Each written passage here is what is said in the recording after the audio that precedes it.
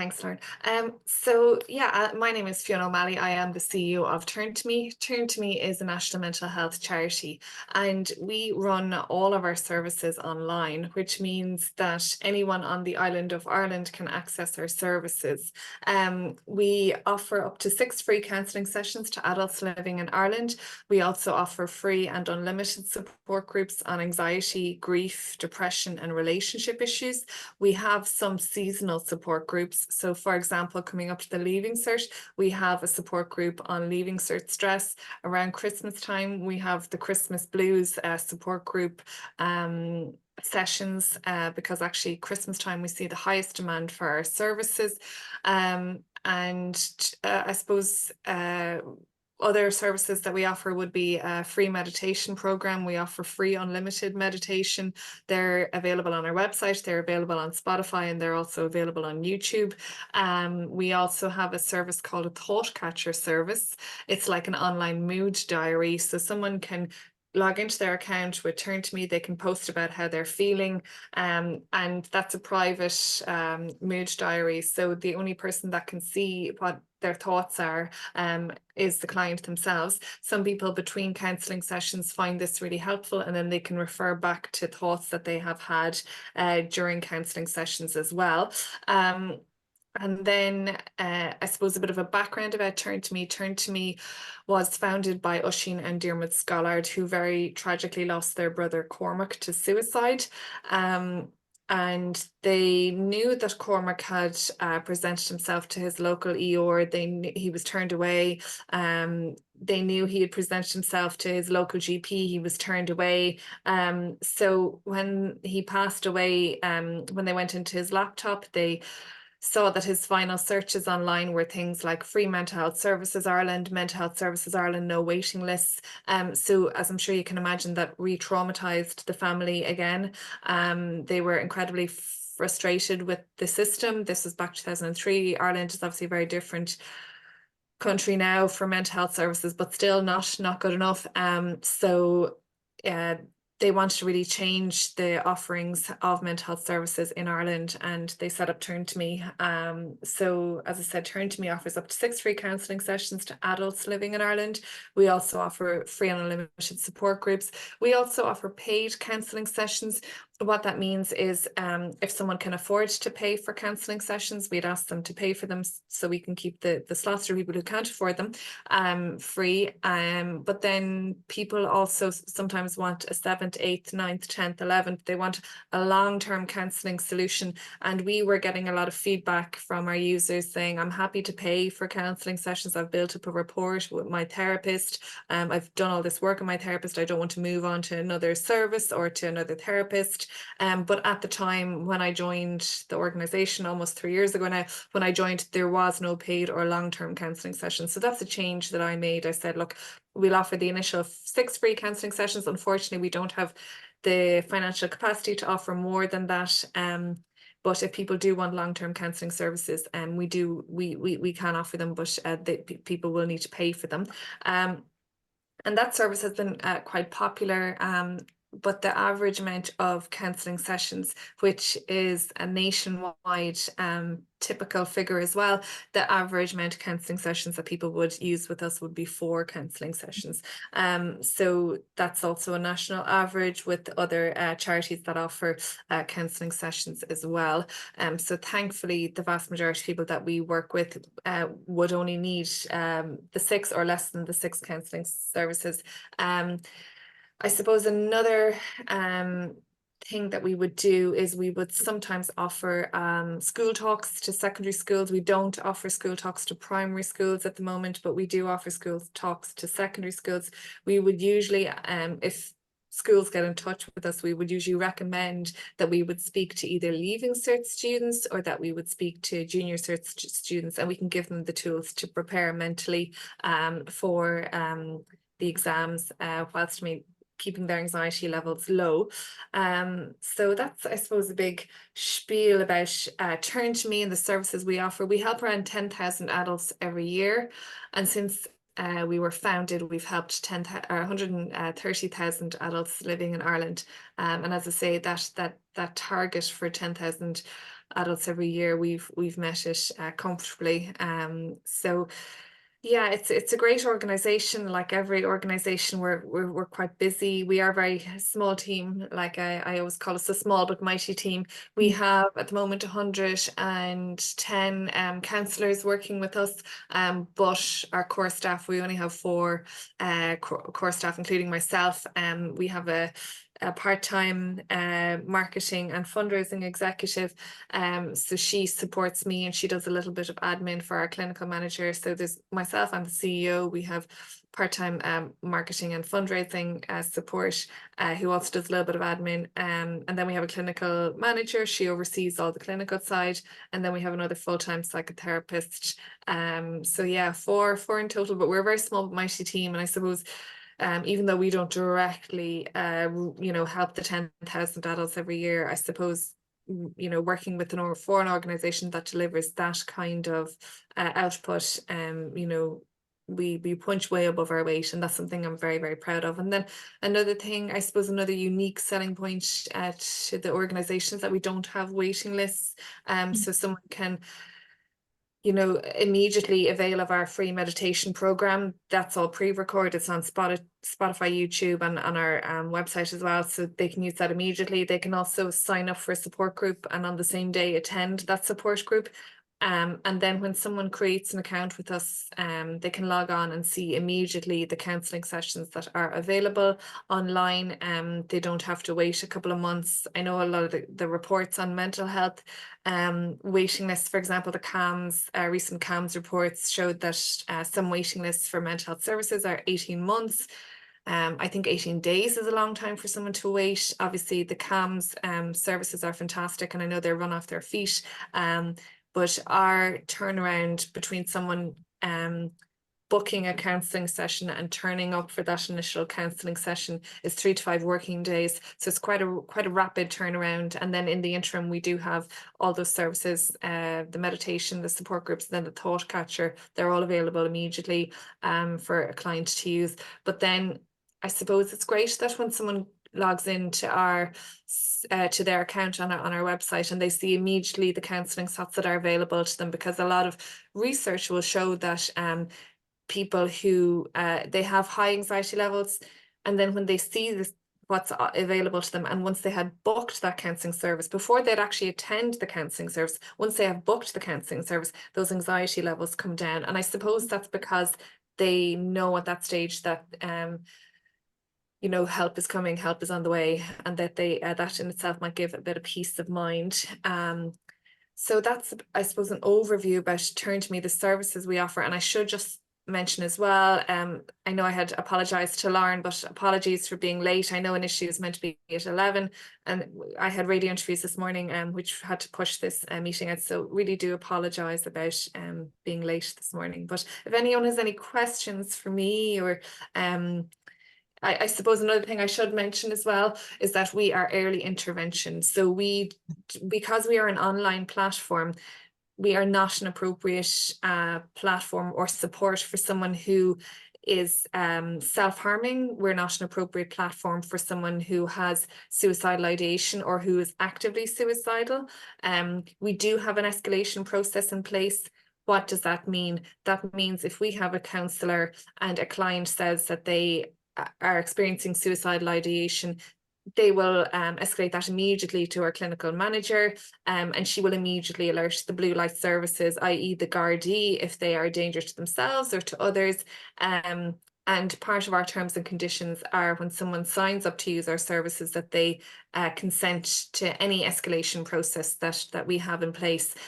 So we are very much in the early intervention stages of the service delivery. In other words, we work with people who have anxiety, or we work with people who are early or mild to mid-level depression. We don't work with people who are actively suicidal. We would refer people to other, if when they're signing up, if they say they are actively suicidal or they are self-harming, we would refer them to the likes of Pieta House.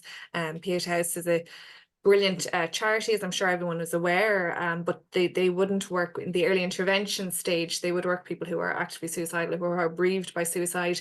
So they would work on the further along level, whereas we would be certainly in the early intervention stage. And we firmly believe that early intervention is the best preventative measure.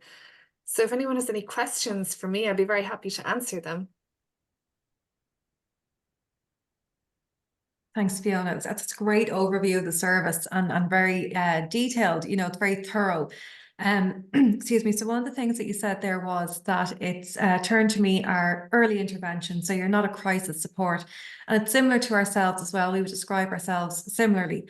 So I suppose if we put it into the context of if you're a support line volunteer, if you're a LSO or in a group, who is the typical service user, or who is it that the service is ideal for? So it will be someone who is experiencing anxiety, grief, relationship issues, depression. They're the most common presenting issues. People who might benefit from something like CBT. People ask, what age range do you work with? Well, some of our users are age 18. We have some users who are in their 80s as well. So it's really for any adult in Ireland.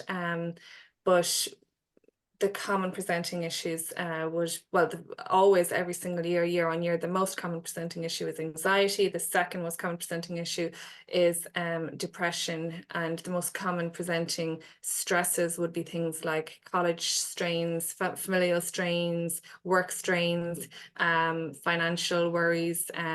We might not necessarily be able to offer support on addressing financial issues, but we would be able to address the anxiety around financial issues.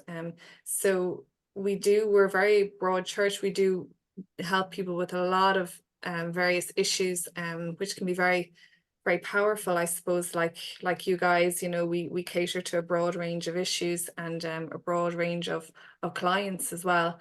But yeah, we did do support groups previously for children, and we did offer counselling services previously for teenagers.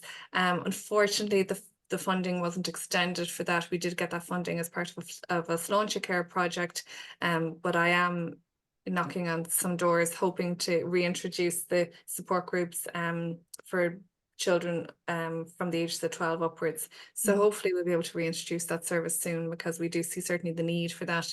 And we even see a need from parents, some parents who reach out to use our services, they will experience vicarious trauma or secondary anxiety if their child is experiencing any difficulty, or if their child is experiencing, for example, bullying. So yeah, does that answer your question? Yeah, and it's an interesting point you made there as well about you'd like to have groups for children maybe who are 12 years old and upwards. And that's something that we don't see very often with these kind of services. So that sounds to be a really interesting idea. Yeah, and I suppose the services that do exist, obviously Jigsaw would be the big player there in terms of offering mental health services to young people. And I know they are totally overwhelmed with the demand, and it's heartbreaking to see children not getting that demand, or that those needs addressed when they're left waiting, and it's through no fault of the people that work with Jigsaw. They're fantastic. It's just resources, I guess, and the demand being so high. But I suppose because we do have the platform and we can rapidly scale up services and rapidly scale them down, we would be really well placed. If we had a grant or some type of major donation or anything, we'd be very well placed to roll out those services very, very quickly, because we do have the counselling service built into our website. We do have the counsellors there. We've so many counsellors that we work with, so it would be something that we will be able to roll up pretty quickly if we were to get the funding for it. So, but all funding dependent, like every charity in the sector, we're fighting for the thing. Similar but not the same. The 15 are owned by Jerhow and the 4. Sorry. Oh, sorry, Elaine. I think I missed. I didn't hear what you said. Elaine, were you coming in there with a comment? Okay. Does anyone else have a question for Fiona, or any thoughts, comments that you'd like to share? Yeah, I was just wondering, you mentioned like you have a high turnaround, you're able to reach your quota for the year. How do you do that so quickly? I'm curious. Like, do you have like an excess number of volunteers, or like what's your secret? So so we did work with contractors for quite a while, and we were aware of, I suppose, the difficulty in working with contractors, because there were some legal challenges in the past couple of years to contractors, and some employers were dropping contractors because they thought they might be legally vulnerable. Then there was the Domino's case, which went to the Supreme Court. I don't know if you're aware of it. I'm sure if you Googled it, it would come up. But because of that, we decided we needed to step away from working with contractors, unfortunately. So we pulled the reliance on contractors to our in-house services. We do have a high number of volunteers, which we're really, really grateful for. We also have a clinical placement program. So we only work with people who have degrees in psychology or psychotherapy, and who are going on to do a master's or some type of further education to become a fully accredited psychotherapist. So what that means is that when you become a fully qualified psychotherapist, you need I think it's 250 clinical placement hours. So same as when you would go to a hospital and you see the trainee nurses or the student nurses, we work with clinical placements as well. We do say on our website, after a counsellor, we put it in brackets if they're a fully accredited, or if they're pre-accredited, or if they're a clinical placement. We do put that, so CP will be clinical placement. We put that after their names, so when someone is aware, or when someone's signing up for our services, they're aware that the counselling slot is with either a pre-accredited or a fully accredited or a clinical placement. And we have a brilliant relationship with the colleges, because our clinical placement program is really, really strong. We provide them with training. We provide those therapists with free counselling sessions as well, in case any of them experience vicarious trauma. We also have independent training, and we also we're not allowed to pay counselling clinical placements. That's the restrictions that the colleges put on their placement. So we're not allowed to pay them, but we do pay their expenses. And I understand that we're one of the very few charities in Ireland that does pay clinical placements expenses. So to answer your question, we are able to scale up rapidly, because we do have so many people that want to do our clinical placement program, because it's really, really strong, and they get really, really brilliant training from us. But we also have that consistency of in-house therapists as well. So we are able to scale up quickly, we are able to scale down quickly. And if we do get, for example, a grant, we would be able to employ someone on a short-term contract specifically for that grant. And then our reputation will be quite good in the sector. A lot of people who do clinical placement with us decide afterwards they want to volunteer their hours, because they've built up good rapport with us, the staff internally, and they also get positive feedback from the clients as well. And it suits therapists, or it suits counselors if they want to volunteer their hours, or if they want to do clinical placement with us, because they don't have to rent out a room, they don't have to pay a lease for a building. All of our counselling sessions are done on our online platform, which means that the client can attend these counselling sessions from the comfort of their own home, but it also means that the therapist can conduct these counselling sessions from the comfort of their own home as well. It's a fantastic answer. Thank you so much. Thanks, John.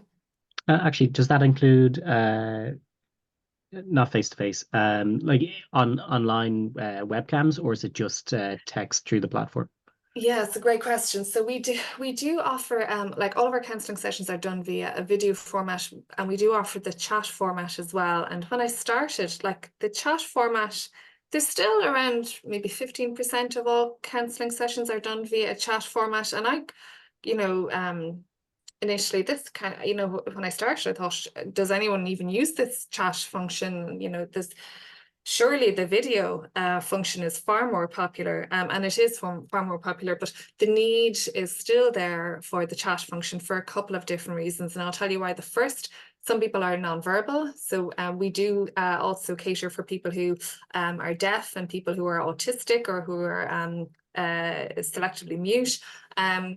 And then secondly, there are some people who have been through a trauma that they cannot yet speak about. So they do not have the capacity to talk about it, whether that's childhood trauma, whether that's something that's ongoing. Sometimes people who, again, we wouldn't be an appropriate platform for someone who is experiencing domestic abuse, but sometimes people may be in a relationship where they realize the relationship has died and they want to get out of the relationship, and they are conscious, particularly if they're living with their partner, they don't want their partner to hear, so they will use it through the chat. They will conduct the counselling session via the chat format. And similarly, there are people in, for example, families or in college where they don't want their roommates or people who are in the near vicinity to hear what they're talking about. So for all of those reasons, the chat function is still quite popular. 15%, it's not, an insignificant number when you consider that we work with around 10,000 adults every year. But then the support groups that we run them, they're done via a chat format as well. And again, that does offer anonymity, that is moderated by a fully accredited psychotherapist, and they are trained to ensure that it is totally anonymous. So for example, someone won't, like, my name is Fiona O'Malley, I wouldn't be able to log in to the support group with the name Fiona O'Malley. It would have to be something like Fiona Dublin, or Dublin Lady or something like that. And then if they say, when the attendees of the support groups are interacting, they wouldn't be able to identify themselves. Like, they wouldn't be able to say, oh, I was down in Castlebar where I live yesterday. The facilitator would freeze the comment and message the participant directly and say, thanks so much for your comment. Would you be able to take out this identifying comment or potentially identifying comment? So that's very liberating as well for some people to know that it is really fully autonomous, because when people are, when they don't feel like they're being watched, or they don't feel like they can be in any way identified, they can be more honest about the difficulties that they're having. And that's really important from a therapeutic perspective, to be able to be honest and to be free with the difficulties you're facing and the challenges you're having. Yeah, no, that's fantastic. Thank you so much. Thanks, John.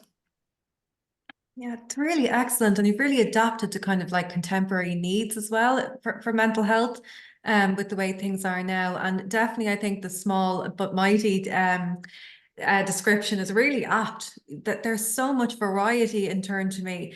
It sounds really fantastic, for such a small team to achieve that. Yeah, it's brilliant. And honestly, our volunteers and our therapists and, as I said, our in-house team are really fantastic. And it's brilliant for me because I have nothing to do with the clinical side. The clinical manager takes care of the clinical side of the organization. I would take care of the fundraising, the legal, the governance, the marketing, the comms, and that's it.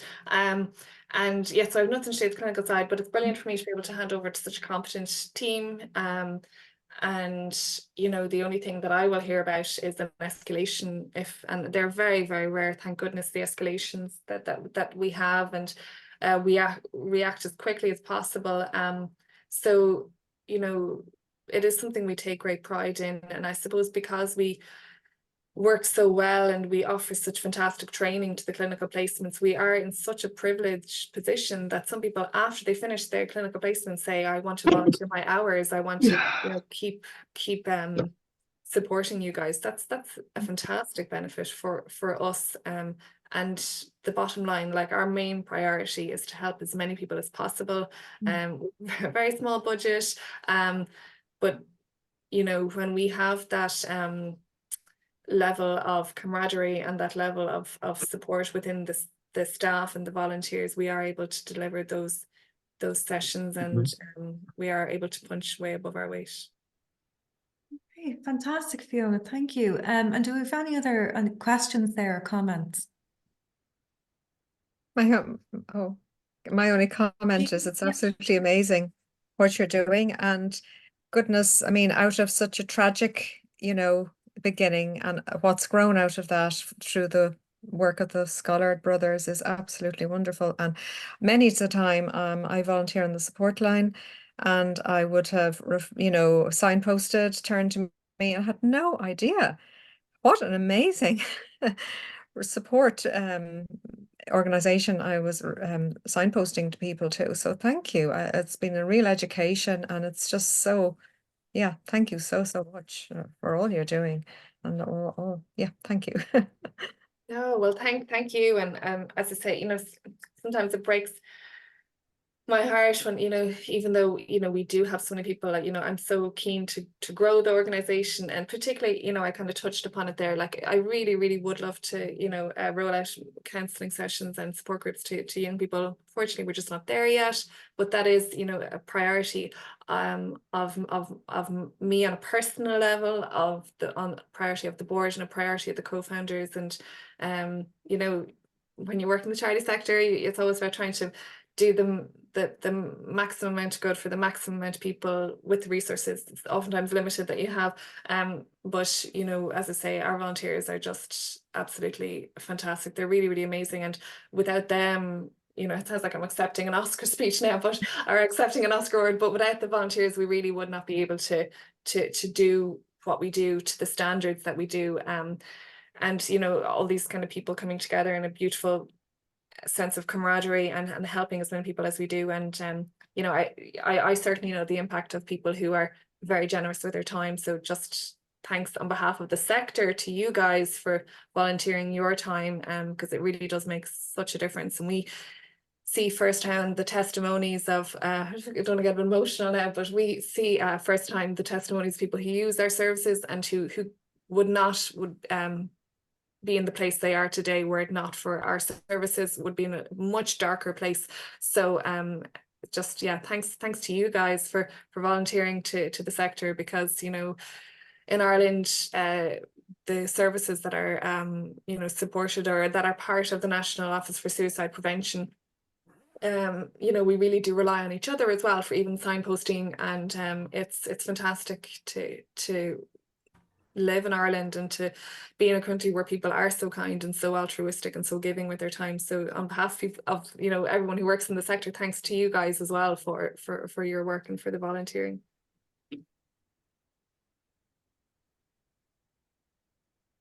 Absolutely, Fiona. I think that everyone here can resonate with that as well, even in a micro way, to see the effect sometimes you can have on a call, or to have in a group, or online as well.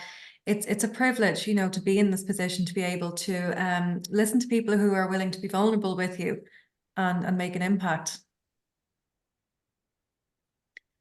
Okay, so we're coming up now almost to 12 o'clock. Do we have any final questions or anything anyone would like to share?